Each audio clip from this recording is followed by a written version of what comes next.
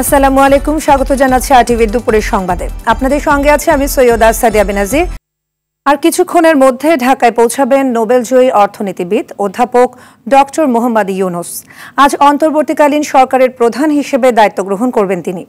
দুপুর 2টায় তাকে বহনকারী বিমানটি ঢাকায় অবতরণ করার কথা রয়েছে। বুধবার বাংলাদেশ সময় সন্ধ্যার দিকে দুবাইগামী একটি ফ্লাইটে ঢাকার উদ্দেশ্যে রওনা হন তিনি। সেখানে যাত্রা বিরতি শেষে ঢাকার শাহজালাল আন্তর্জাতিক বিমানবন্দরের উদ্দেশ্যে রওনা হন। অলিম্পিক কমিটির আমন্ত্রণে বিশেষ অতিথি হিসেবে প্যারিসে গিয়েছিলেন ডক্টর ইউনুস। সেখানে তিনি চিকিৎসা নিয়েছেন। তার একটি ছোট অস্ত্রোপচার হয়েছে। দ্বাদশ জাতীয় সংসদ বিলুপ্তির পর ডক্টর মোহাম্মদ ইউনুসকে প্রধান করে দেশের পরবর্তী অন্তর্বর্তী সরকার গঠনের সিদ্ধান্ত হয়েছে।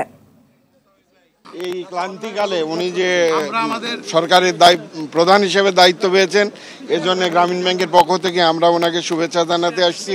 আশা করি যে এমন একটা সমৃদ্ধ বাংলাদেশ গড়ে তুলবেন যে বাংলাদেশে আগামী দিনে নির্বাচন কিংবা কোনো কিছুতেই হানাহানি হবে না, একটা প্রক্রিয়ার মাধ্যমে দেশ সামনের দিকে এগিয়ে যাবে। দর্শক, এই মুহূর্তে শাহজালাল আন্তর্জাতিক বিমানবন্দর থেকে সরাসরি যোগ দিচ্ছেন সহকর্মী সাদিয়া কানিজ। সাদিয়া, বিমানবন্দরের নিরাপত্তা ও সার্বিক পরিস্থিতি কেমন দেখছেন জানাবেন। সেই সাথে আরো জানতে চাই, পাশাপাশি কোনো সমন্বয়করা সেখানে গিয়েছে কিনা।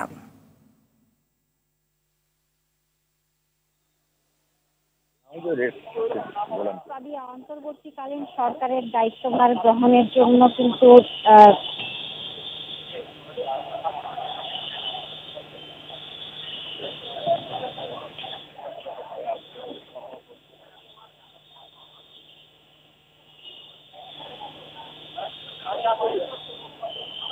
আমাকে শুনতে পাচ্ছেন আপনি?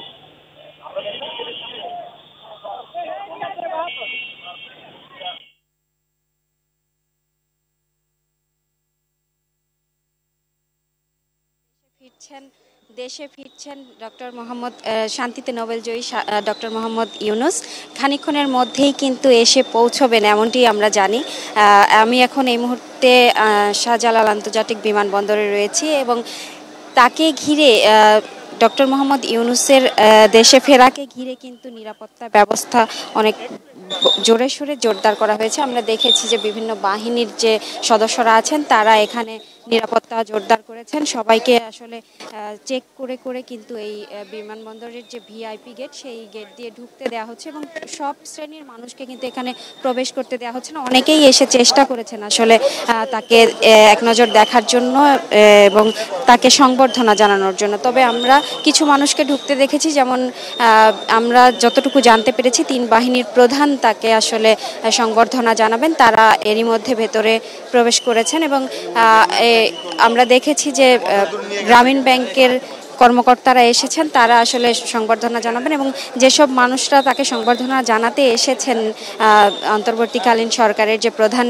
হিসেবে আজ যে দায়িত্বভার গ্রহণ করতে যাচ্ছেন, তার কাছে কিন্তু অনেক প্রত্যাশার কথা তারকে ঘিরে কিন্তু অনেক প্রত্যাশার কথা জানিয়েছেন। তারা কিন্তু বলছেন যে এমন একটি বৈষম্যহীন গণতান্ত্রিক সমাজ রাষ্ট্র গড়ে উঠবে। তারা তাদের যে প্রত্যাশা ছিল সেইভাবেই কিন্তু তারা আসলে চাচ্ছেন যে এমনভাবেই গড়ে তুলবেন, ঢেলে সাজাবেন আসলে এই বাংলাদেশকে ডক্টর মোহাম্মদ ইউনুস, এমনটি প্রত্যাশার কথা জানাচ্ছেন আসলে।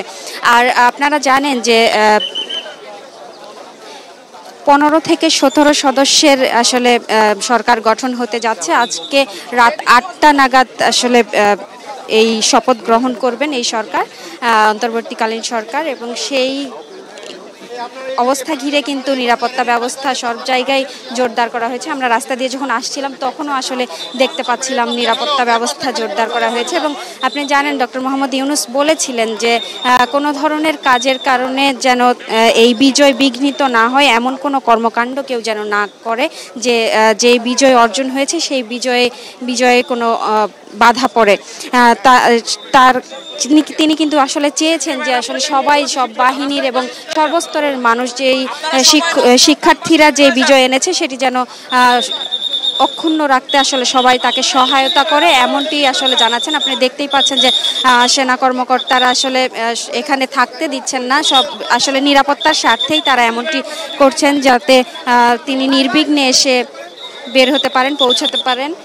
সেই কারণে কিন্তু সংবাদকর্মীদেরকেও সেফ সাইডে রাখার চেষ্টা করছেন, তারা আসলে সরিয়ে দিচ্ছেন এবং অনেক বিভিন্ন শ্রেণীর মানুষ এখানে যেহেতু এসে ভিড় করছেন, সেই জায়গা থেকে আসলে সবাই প্রত্যাশার কথা জানাচ্ছেন। সবাই কিন্তু জানাচ্ছেন যে সুন্দর একটি বাংলাদেশ গড়ে উঠবে, এমনটি প্রত্যাশা জানাচ্ছেন। এবং আপনি জানেন যে বৈষম্য বিরোধী ছাত্র আন্দোলনের যে সদস্যরা, তারাও কিন্তু এখানে এসে পৌঁছানোর কথা, তাকে সংবর্ধনা জানানোর কথা। তারা কিন্তু প্রস্তাব করেছিল আসলে সব শ্রেণী পেশার আসলে সিভিল সমাজের কর্তৃপক্ষ থাকবে, মানুষ থাকবে এবং নৃগোষ্ঠীর আলেম সমাজের সেই সব শ্রেণী পেশার মানুষেরই সমন্বয়েই কিন্তু আসলে নতুন সরকার গড়ে উঠবে। তবে আসলে ডক্টর মোহাম্মদ ইউনূস যে আসছেন, উনি আসলে আসার পরে যখন শপথ গ্রহণ করবেন, তার আগে আলোচনা করে আসলে পূর্ণাঙ্গ সিদ্ধান্ত গ্রহণ করবেন যে আসলে কারা থাকছে তার ক্যাবিনেটে, এমনটিই কিন্তু আসলে আমরা জানতে পারছি। এবং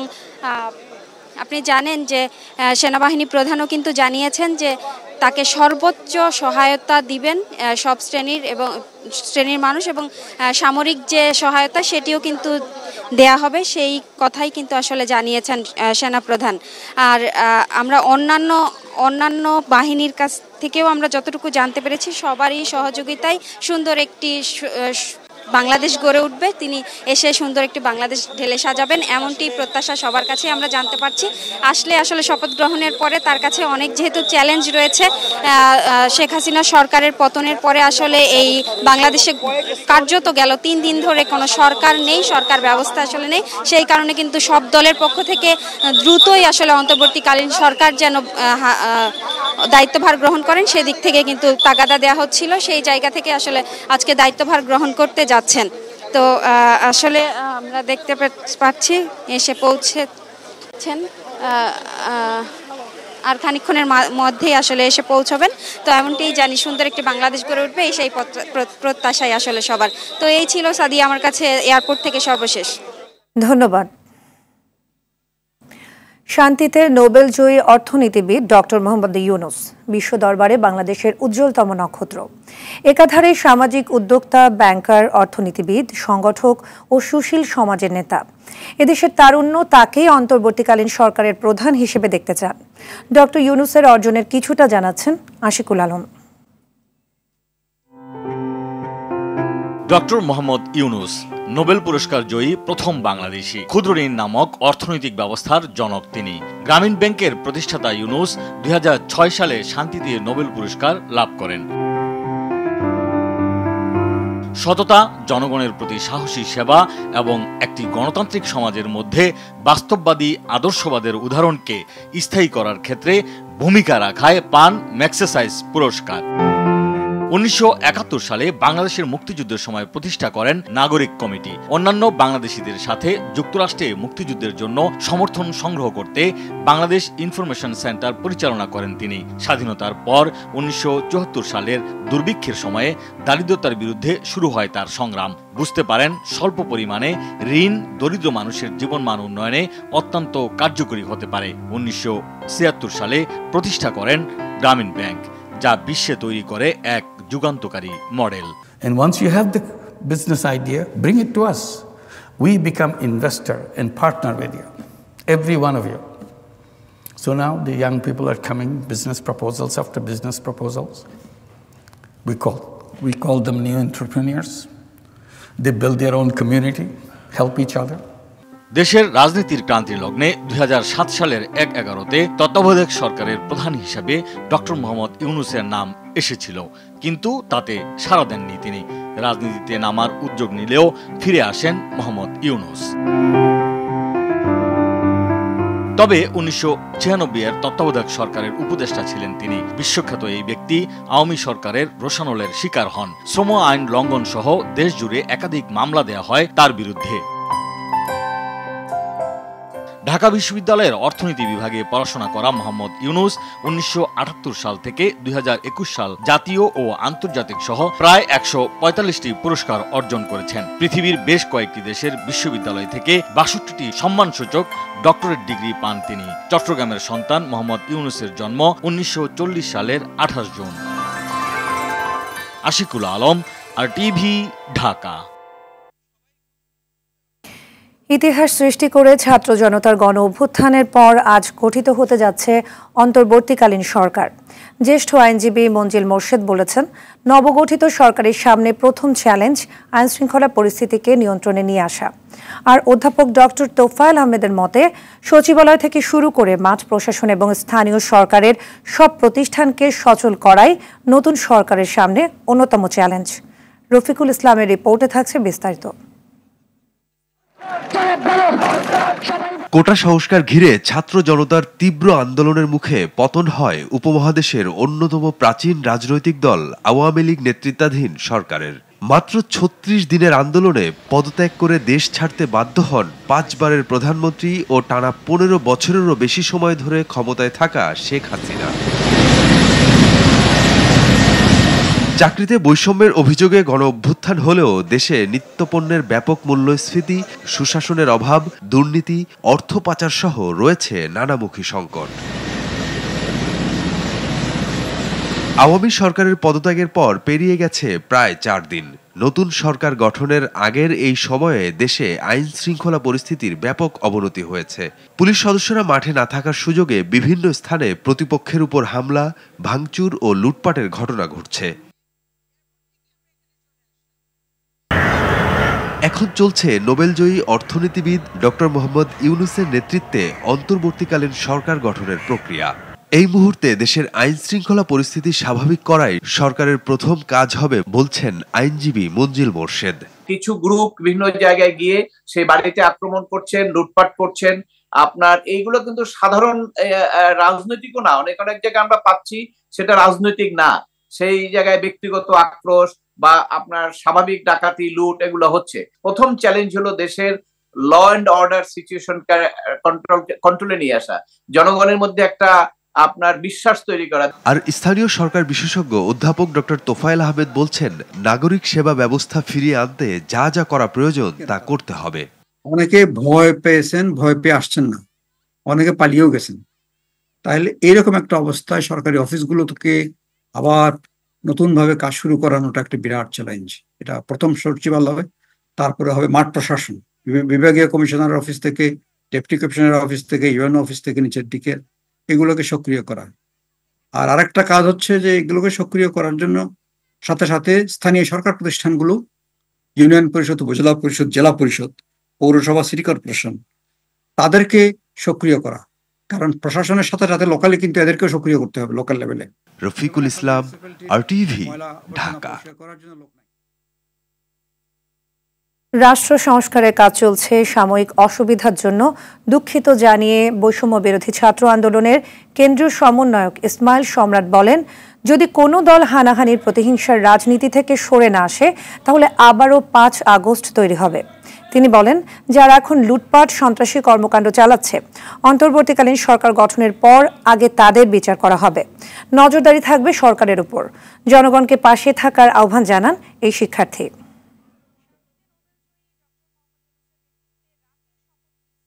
কোটা সংস্কার আন্দোলনকে ঘিরে ৫ আগস্ট দুপুরে প্রধানমন্ত্রী শেখ হাসিনার পদত্যাগ ও দেশত্যাগের পর ঢাকার থানাগুলো পুলিশ শূন্য হয়ে পড়ে। এরপর শুধু থানা নয়, পুলিশের সব ইউনিটই ফাঁকা হয়ে যায়।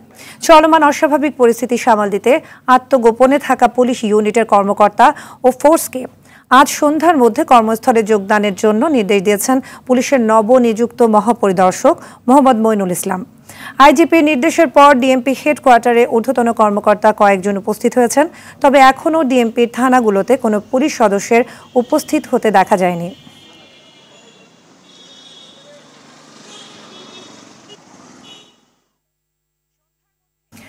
দর্শক, এই মুহূর্তে রাজারবাগ পুলিশ লাইন থেকে সরাসরি যোগ দিচ্ছেন সহকর্মী ইকবাল অনিক।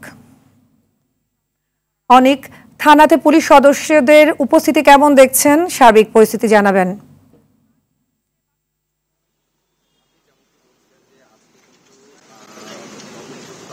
ডিএমপির নির্দেশে হচ্ছে সন্ধ্যা 6টার মধ্যে যে পুলিশ সদস্যরা এই 5ই আগস্টে আওয়ামী লীগ সরকারের পদত্যাগের পর যারা থানা থেকে পালিয়ে গিয়েছেন বা গা ঢাকা দিয়ে আছেন তাদেরকে কিন্তু যোগদানের নির্দেশ দেওয়া হয়েছে। আমি কিন্তু এই মুহূর্তে আছি রাজারবাগ পুলিশ লাইনে।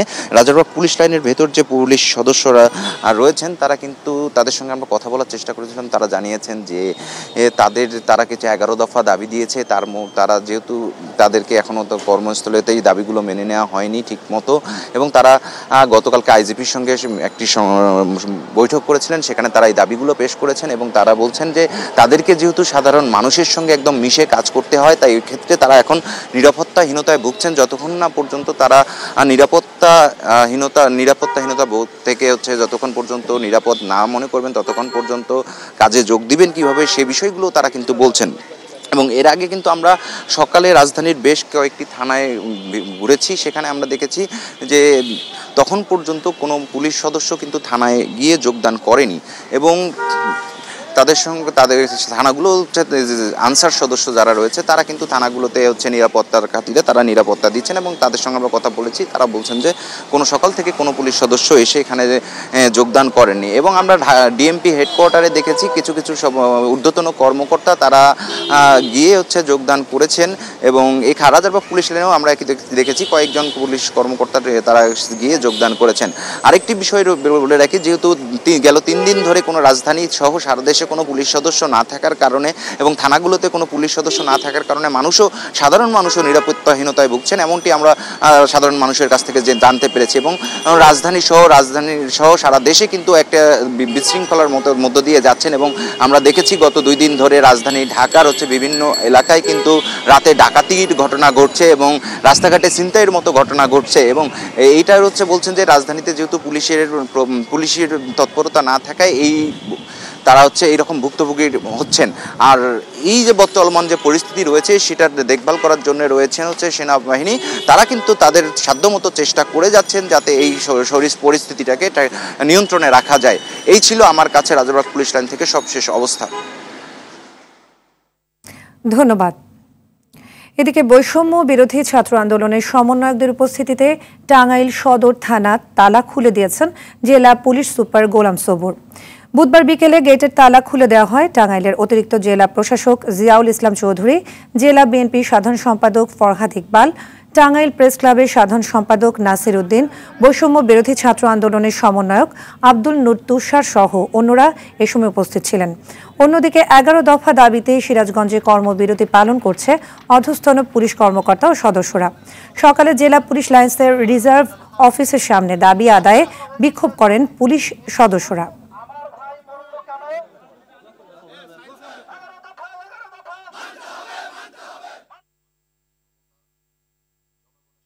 টাঙ্গাইলের থানায় থানায় ফিরেছে পুলিশ সদস্যরা। এ বিষয়ে আরো জানাতে টাঙ্গাইল থেকে সরাসরি যোগ দিচ্ছেন সহকর্মী কামাল হোসেন। কামাল, আমাদের জানাবেন থানায় ফিরে পুলিশ ডিউটি শুরু করেছে কিনা এবং এ বিষয় নিয়ে পুলিশ সদস্যরা কি বলছেন?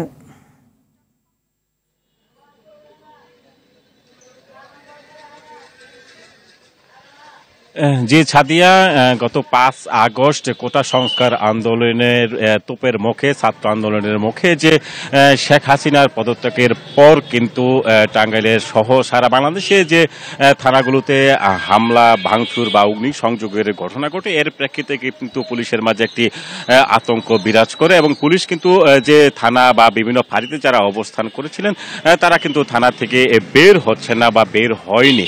তবে গতকাল একটি ব্যতিক্রম ঘটনা কিন্তু টাঙ্গাইল সদর থানায় দেখা গেছে যে যেই মুহূর্তে পুলিশ 11 দফা আন্দোলনে বা 11 দফা দাবি নিয়ে তারা কিন্তু যে কর্মবিরতি পালন করছেন, সেই জায়গাতে কিন্তু টাঙ্গাইল সদর থানার যে পুলিশ সুপার রয়েছেন টাঙ্গাইলের, সেই সদর থানায় গিয়ে পুলিশ সুপার গোলাম সবুর এবং জেলা বিএনপির সাধারণ সম্পাদক সহ প্রেস ক্লাবের অন্যান্য নেতৃবৃন্দ গিয়ে কিন্তু এবং সমন্বয়কারী যারা ছিলেন টাঙ্গাইলের এই ছাত্র আন্দোলনের, তারা গিয়ে কিন্তু সেই টাঙ্গাইল সদর থানার যে তালাবদ্ধ ছিল সেই তালা কিন্তু খুলে দিয়েছেন এবং তারা যে ভিতরে যে পুলিশ সদস্যরা ছিলেন তাদের সাথে কিন্তু সৌজন্য সাক্ষাৎ করেছেন এবং তারা কিন্তু যেটি বলেছেন যে নির্ভয়ে সেই পুলিশ সদস্যদের কাজ করার জন্য তারা কিন্তু বলছেন। কিন্তু এখানে যে পুলিশ সদস্যরা যেটি বলছেন তাদের মধ্যে এখনো কিন্তু ভয় বা ভীতি কাজ করছে এবং তারা কিন্তু এখনো বাহিরে কিন্তু বের হচ্ছে না। আমি যে থানার সামনে রয়েছি, বিয়াপুর থানার সামনে, এখনো কিন্তু দেখতে পাচ্ছেন যে এই থানাটি কিন্তু এখনো তালাবদ্ধ রয়েছে।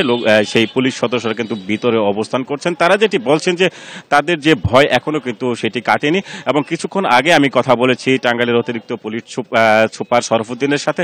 তিনি যেটি বলেছেন যে আসলে টাঙ্গাইল সদর থানার যে তালা খুলে দেওয়া হয়েছে সেটি তাদের কিন্তু কার্যক্রম কিন্তু এখনো শুরু হয়নি এবং পুলিশ সদস্যদের নির্ভয় দেওয়ার জন্য যারা সমন্বয়কারী ছিলেন তাদের সাথে নিয়ে কিন্তু এটি করা হয়েছে। তবে পুলিশের যে কার্যক্রম ওপর থেকে নির্দেশনা দেওয়া হয়েছে আজকের সন্ধ্যার মধ্যে সকল পুলিশ সদস্যদের কিন্তু তাদের স্ব কর্মস্থলে বা নিজ নিজ ব্যারাকে ফিরে যাওয়ার জন্য বলা হয়েছে। তবে বিভিন্ন টাঙ্গাইলের যে সমস্ত থানা রয়েছে আমি সেই থানাগুলোতে কথা বলেছি, ঘুরে দেখেছি, তো অধিকাংশ থানাগুলোতে কিন্তু পুলিশ অবস্থান করছে। তারা কিন্তু যদিও বাহিরে বের হতে পারছেন না, বাহিরে বের হচ্ছেন না ভয়ে বা ভীতির কারণে, তারপরেও কিন্তু তারা থানাতেই অবস্থান করছেন। তারা অনেকে সদস্য কিন্তু থানাতেই রয়ে গেছেন। তবে এই পুলিশ সদস্য বাহিরে না যাওয়াতে কিন্তু সাধারণ যে মানুষ রয়েছে তাদের মধ্যে কিন্তু একটি আতঙ্ক রয়েছে এবং বিভিন্ন জায়গায় কিন্তু চুরির ঘটনাও কিন্তু ঘটছে। তবে এখানে যেটি সেনাবাহিনীর বিভিন্ন জায়গায় কিন্তু রাত দিন টহল দিয়ে যাচ্ছে, যেখানেই সমস্যা হচ্ছে, বিশৃঙ্খল ঘটনা ঘটছে সেই জায়গায় কিন্তু সেনাবাহিনী যাচ্ছে এবং মানুষদেরকে কিন্তু যাতে করে বিশৃঙ্খলা না হয়, কোনো জায়গায় সহিংস ঘটনা না ঘটে সেই লক্ষ্যে কিন্তু তারা কাজ করে যাচ্ছেন। সাদিয়া, ধন্যবাদ। আন্দোলনের মুখে শেখ হাসিনার দেশ ছাড়ার পর সহিংস পরিস্থিতিতে হামলার শিকার হয়েছে সারা দেশের পুলিশের বেশিরভাগ স্থাপনা। সবচেয়ে বেশি ক্ষতিগ্রস্ত হয়েছে রাজধানী ঢাকার থানা ও পুলিশ বক্স।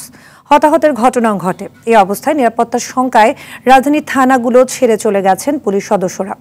আর এই সুযোগে রাজধানী সহ দেশের বিভিন্ন স্থানে বেড়েছে প্রকাশ্যে ছিনতাই ও ডাকাতির ঘটনা।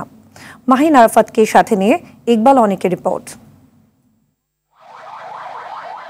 গেল ৫ আগস্টের পর রাজধানী সহ দেশের সব থানাই এখন পুলিশ শূন্য। এর সুযোগে একটি চক্র নেমে পড়েছে বিভিন্ন অনৈতিক কর্মকাণ্ডে। প্রতিদিন রাত হলেই রাজধানীর পাড়া মহল্লায় দেখা দেয় ডাকাত আতঙ্ক। এ খবর সামাজিক যোগাযোগ মাধ্যমে পোস্ট দিয়ে সবাই সচেতনও করছে মানুষকে। অনেকেই আবার সাহায্যও চাচ্ছেন। রাত নামলেই ভয়ঙ্কর হয়ে ওঠে মোহাম্মদপুর, বছিলা সহ রাজধানীর অনেক এলাকার পরিবেশ। ত্রাসের রাজত্ব সৃষ্টি হয় বিভিন্ন আবাসিক এলাকায়। দেশ জুড়ে চলমান সহিংসতা ও আইনশৃঙ্খলা বাহিনীর অনুপস্থিতিতে বেপরোয়া নৈরাজ্য চালাচ্ছে দুর্বৃত্তরা। গতরাতে মিরপুর এলাকায় ছড়িয়ে পড়ে ডাকাত আতঙ্ক। মসজিদ থেকে মাইকিং করে এলাকাবাসীকে সতর্ক থাকতে বলা হয়। পরিস্থিতি নিয়ন্ত্রণে মাঠে আছে সেনাবাহিনী। সহায়তার জন্য এলাকাভিত্তিক হটলাইন নম্বরও দেয়া হয়েছে। পাশাপাশি ডাকাতি বন্ধেও পাহারা বসিয়েছে এলাকাবাসী। রাত জেগে নিজ নিজ এলাকায় পাহারা দিচ্ছেন তারা। বছিলা ডেভেলপার সিটি হাউজিং এ কিছু দুষ্কৃতিকারী ঢুকেছে। গতকালকে যেহেতু আমরা শুনেছি পার্শ্ববর্তী আমাদের হাউজিং এবং গার্ডেন সিটিতে আজকে শুনেছি ঢুকেছে, আমরা ডেভেলপার সিটির সমস্ত বাসিন্দা আমরা একযোগে নেমে এসেছি তাদেরকে প্রতিহত করার জন্য। দেখেছেন ছোট ছোট ছেলে বিশাল বিশাল রাজধানী এলাকায় প্রবেশ করেছে, তো তাদেরকে আসলে এলাকাবাসী প্রতিহত করার জন্য প্রস্তুত আছে। সেই সাথে আর সেনাবাহিনী আমাদেরকে ওনাদের ফোন নাম্বার দিয়ে গেছে এবং বলেছে যে কোনো প্রয়োজনে তাদেরকে যোগাযোগ করতে। ডাকাত সন্দেহে কয়েকজনকে আটক করে সেনাবাহিনীর হাতে তুলে দেয় এলাকাবাসী। ইকবাল অনিক, RTV, ঢাকা।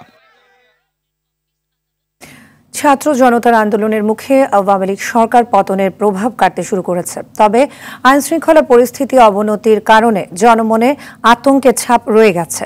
এই পরিস্থিতিতে রাজধানী সহ দেশের বিভিন্ন জেলা উপজেলার সড়কে গণপরিবহন সহ যান চলাচল বেড়েছে।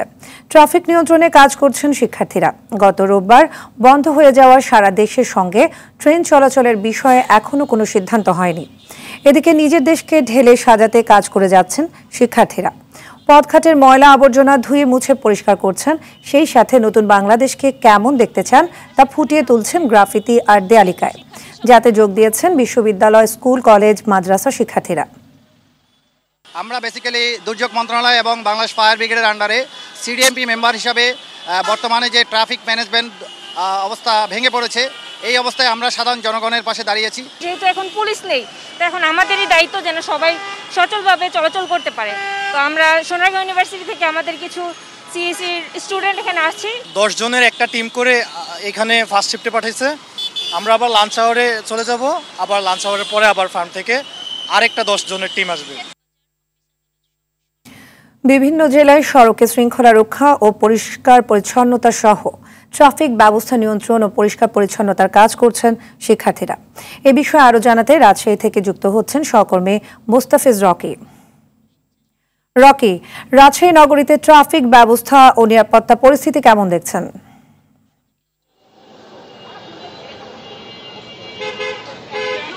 সাদিয়া, সড়কে শুধু শৃঙ্খলা নয়, পুরো দেশটিকে আসলে শৃঙ্খলার মধ্যে নিয়ে আসতে যাচ্ছে ছাত্র সমাজ।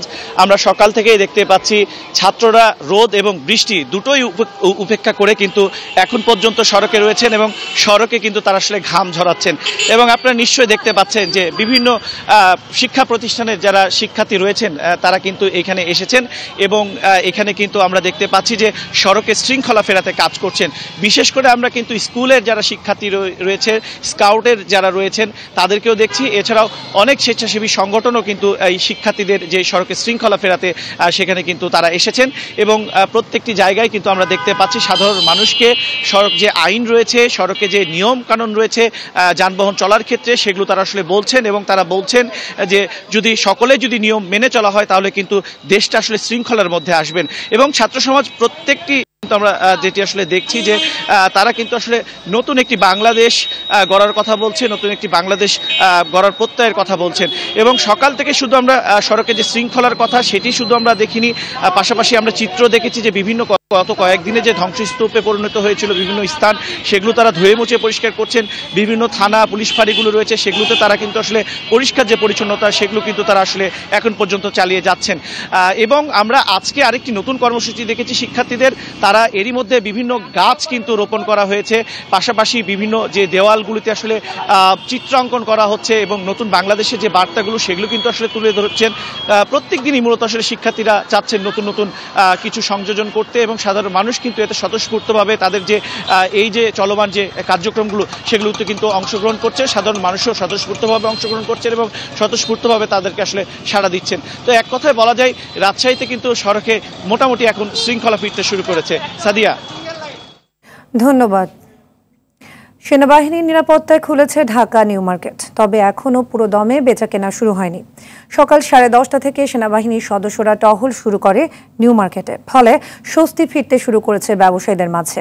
এ সময় সব ব্যবসায়ীদের সচেতন থাকার আহ্বান জানান 30 ফিল্ড আর্টিলারির অধিনায়ক লেফটেন্যান্ট কর্নেল মঈন। 24 ঘন্টা নিরাপত্তার আশ্বাসও দেন তিনি।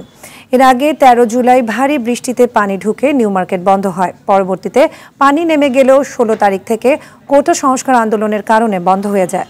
আন্দোলন, কারফিউ সহ বিভিন্ন কারণে চলতি মাসের 6 তারিখ পর্যন্ত বন্ধ থেকে বুধবার থেকে সীমিত আকারে খুলতে থাকে দোকান। তবে বিক্রেতারা বলছেন দীর্ঘদিন দোকান বন্ধ থাকায় দোকান ভাড়া, বিদ্যুৎ বিল ও কর্মচারীদের বেতন দিতে বড় আকারের অর্থনৈতিক সংকটে পড়েছে তারা। নিয়ে আসার চেষ্টা করছেন। এর বাইরে আমরা তো সবসময় থাকবোই, বাট আমার একটা রিকোয়েস্ট থাকবে যাতে আপনারাও আপনাদের মতো করে আপনাদের সিকিউরিটির জন্য আরো শক্তভাবে ব্যবস্থা নেন। যে কোনো ধরনের দুষ্কৃতিকারী আসলে আপনারাও যাতে রুখে দিতে পারেন।